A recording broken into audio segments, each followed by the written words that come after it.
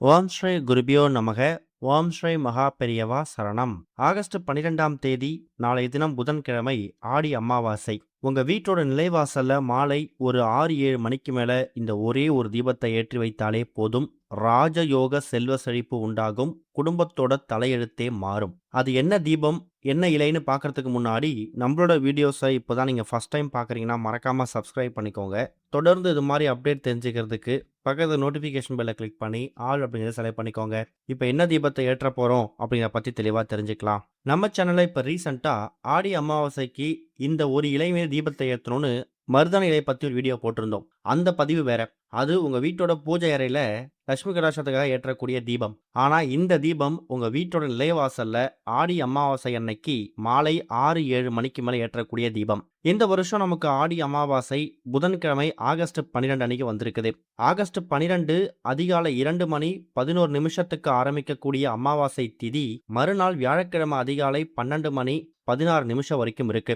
எப்படி பார்த்தாலும் புதன்கிழமை நமக்கு நாள் முழுக்க பகல் முழுக்க அமாவாசை தான். புதன்கிழமையில பொதுவாக 12:01 ராகு காலம் வரும். காலையில 7:09 யமகண்டம் வரும். முன்னோர்களுக்கு பித்ருக்களுக்கு வழிபாடு செய்யணும், திதி தர்ப்பணம் கொடுக்கணும் அப்படின்னாலும் கண்டிப்பா நல்ல நேரம் பார்த்து ராகு காலம் யமகண்டம் இல்லாத மாதிரி தான் நம்ம முன்னோர்களுக்கு வழிபாடு செய்யணும். புதன்கிழமை காலையில 7:09 யமகண்டம் முடிஞ்சு 9:15 10:15 இந்த 1 மணி நேரம் ரொம்ப நல்ல நேரம்.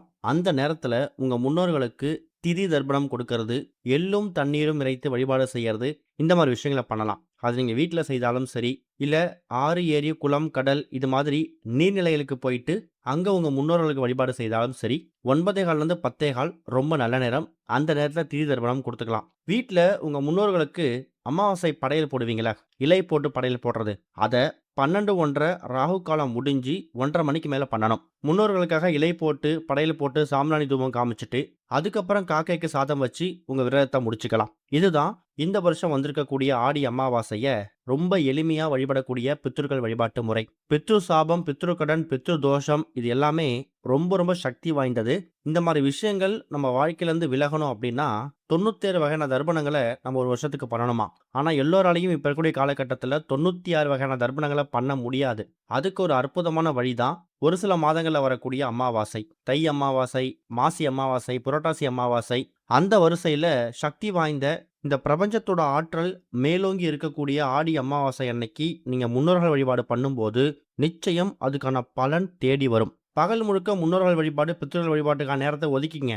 மாலை நேரத்தில் இறை வழிபாடு செய்யணும். எந்த கடவுளை வணங்கணும்? எல்லா கடவுளையும் வணங்கலாம். உங்களோட குலதெய்வம் இஷ்ட தெய்வத்தில் ஆரம்பித்து நாளைய தினம் புதன்கிழமை விநாயகருக்கு ரொம்ப உகந்தது. முழுமுதற் கடவுளாக இருக்கக்கூடிய விநாயகர் வழிபாட்டில் ஆரம்பித்து குலதெய்வம் இஷ்ட தெய்வம்னு சொல்லி மகாலட்சுமி தாயார் உட்பட ஆடி அமாவாசை தினங்களில் எல்லா கடவுளையும் ஒரு சேர வணங்கணும். பெருசாக நைவேத்தியங்கள் செய்யணுங்கிற அவசியம் இல்லை. கொஞ்சமாக சர்க்கரை பொங்கல், அப்படின்னா கல்கண்டு பால். அதுவும் முடியலையா, மனதார முழு பக்தியோட நாளைய தினம் குலதெய்வத்துக்கு முழு தீபத்தை ஏற்றி வச்சுட்டு தாராளமாக நீங்கள் அமாவாசைக்கான வழிபாட்டை முடிச்சுக்கலாம். நிறைய பேருக்கு அதிர்ஷ்டவசமாக அவங்க வீடு பக்கத்தில் குலதெய்வ கோவில் இருக்கும். அப்படி இருக்கக்கூடியவங்க குலதெய்வ வழிபாடு கோவிலுக்கு போயிட்டு பண்ணுங்க. அப்படி குலதெய்வ கோவில் பக்கத்தில் எல்லாம் போக முடியாது அப்படிங்கிறவங்க வீட்லேயே குலதெய்வத்துக்கு ஃபோட்டோ வச்சு பூஜை பண்ணிக்கலாம்.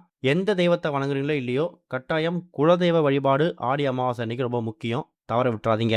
இது போக இப்போ நம்ம சொல்லக்கூடிய தீபம், இதுதான் ரொம்ப முக்கியம். ஒரு வீட்டோட நிலைவாசலில் ஏற்றக்கூடிய தீபம். நம்ம இந்த வீடியோட ஆரம்பத்திலே சொல்லியிருந்தோம், மருதாணி இலை மீது தீபத்தை ஏற்றணும். ஆனால் அந்த தீபம் உங்கள் வீட்டுக்குள்ள லட்சுமி கடாட்சத்தை ஏற்படுத்தக்கூடிய பூஜை அறையில் ஏற்றக்கூடிய தீபம்னு. ஒரு வீட்டோட நிலைவாசல் அப்படிங்கிறது பூஜை அறையோட சக்தி வாய்ந்தது.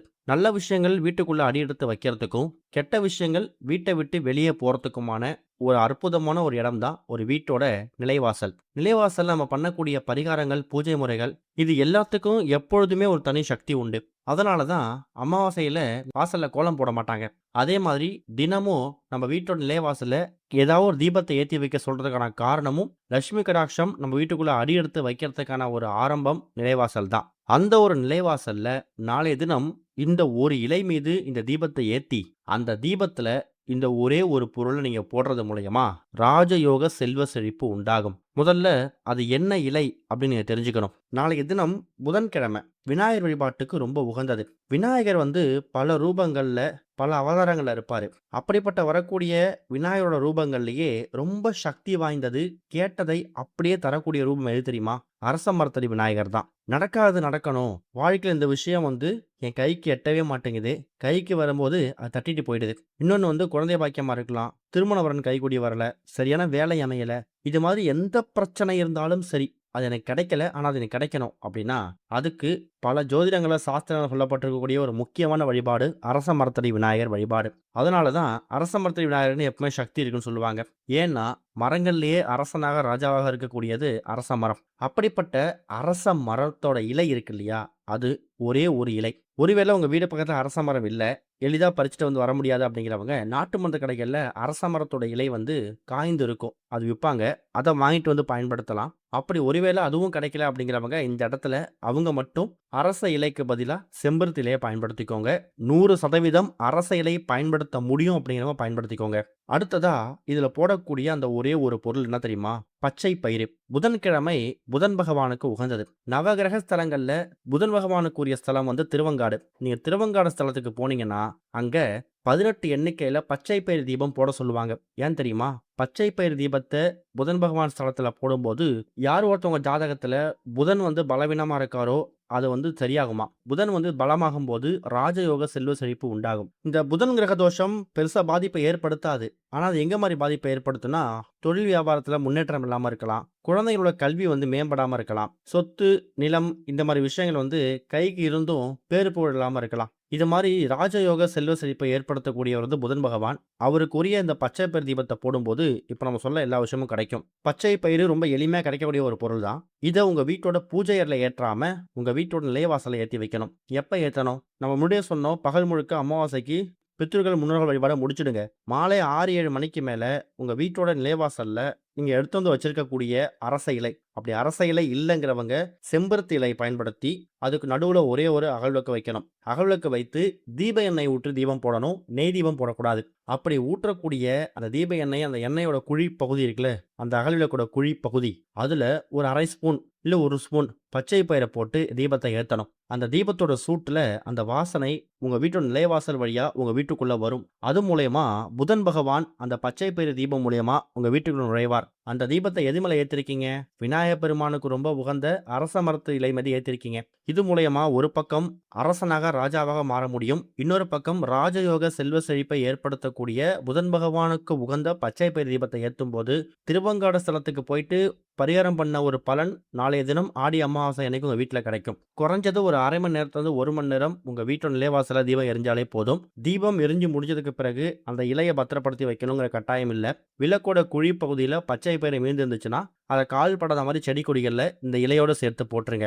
அவ்வளவுதான். பார்க்கறதுக்கு ரொம்ப எளிமையான பரிகாரம் மாரி தெரியும். ஒரே நேரத்துல பலவிதமான தெய்வங்களோட அனுகிரகத்த சேர்த்து பெற்றுத் தரக்கூடிய தீபம் இந்த ஒரு தீபம். தீபம் வந்து உங்க வீட்ல நிலைவாசல்ல எந்த திசையை பார்த்து தினமும் தீபம் ஏத்துவீங்களோ, அந்த திசையை பார்த்து தீபத்தை ஏத்திக்கலாம். இலை எந்த திசை பார்த்தாலும் வச்சுக்கலாம். அது தப்பில்ல. ஆடி அமாவாசை அன்னைக்கு நிலைவாசல்ல தீபத்தை ஏத்தி பாருங்க. கண்டிப்பா ராஜயோக செல்வ செழிப்பு உண்டாகும். ஓம் ஸ்ரீ குருபியோ நமக. ஓம் ஸ்ரீ மகா பெரியவா சரணம்.